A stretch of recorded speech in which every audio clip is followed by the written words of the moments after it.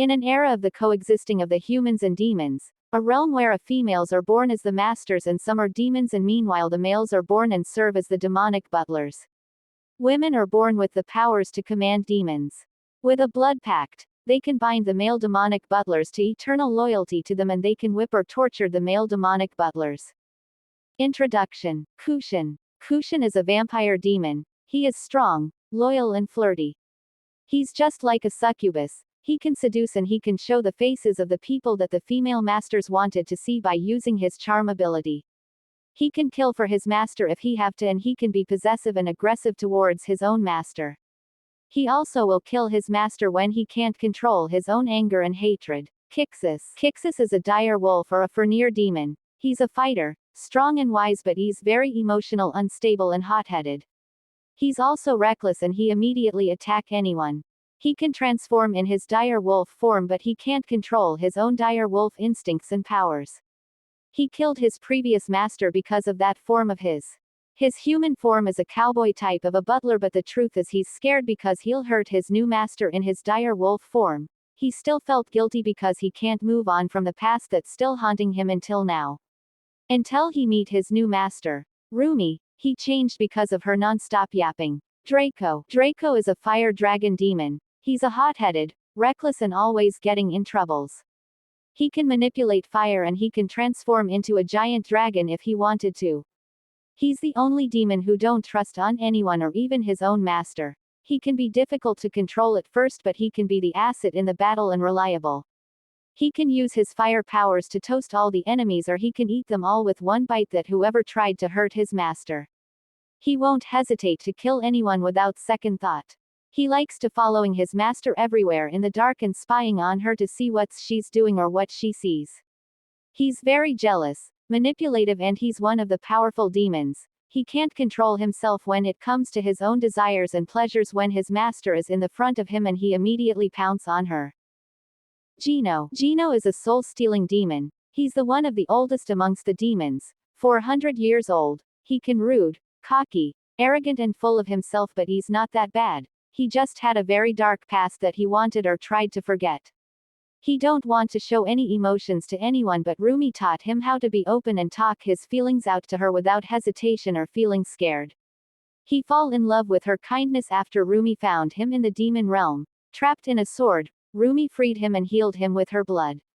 Ever since that day, he bonded to her and he can't disobey her even if she punish him or torture him multiple times, until he noticed the changes in Rumi's behaviors and the words she speaks towards him and the others.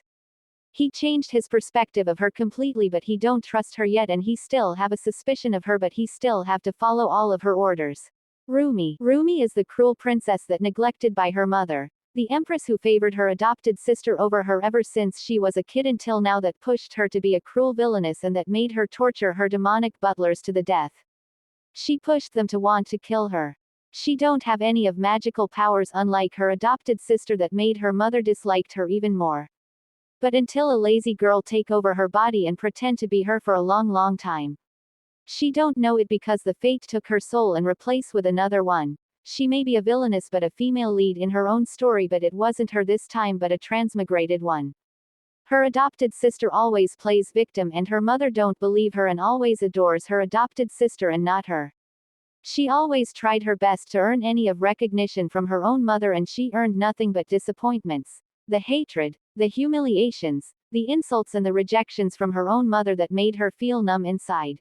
Why? And she's just a lazy assistant in a famous company. She fetch coffees, fetch a lot of files for everyone in the company. She always play with her phone most of the time, but she still complains about it, and she's also badmouthing the boss whenever she's alone.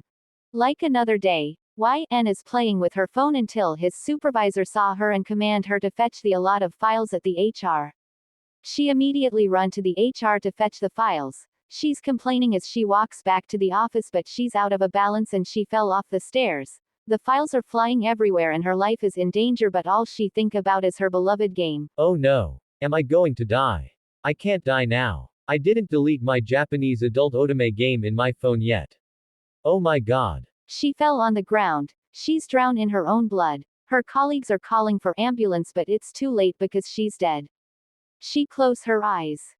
Fast forward, she opened her eyes and saw a man wore a white butler costume and he has a black and white hair.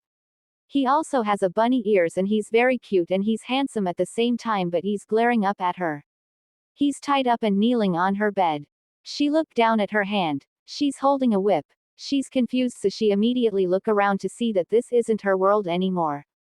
She's too shocked to discover that she got isekai or reincarnated in her obsession, the beloved otome game, but she remembers something. She's reincarnated as the Villainess in the game and she's screaming and panicking internally.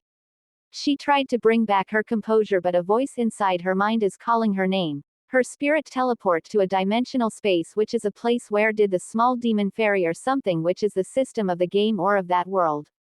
She don't believe at first but as the system explain more. But then two other demonic walk in without permission. One of them accused her that she tortured the one on bed. She immediately let go the whip and tried to explain to them but no avail because she's the Villainess in the story. She immediately bring back her composure and she chuckled awkwardly before she spoke to them as Rumi, the cruel Villainess.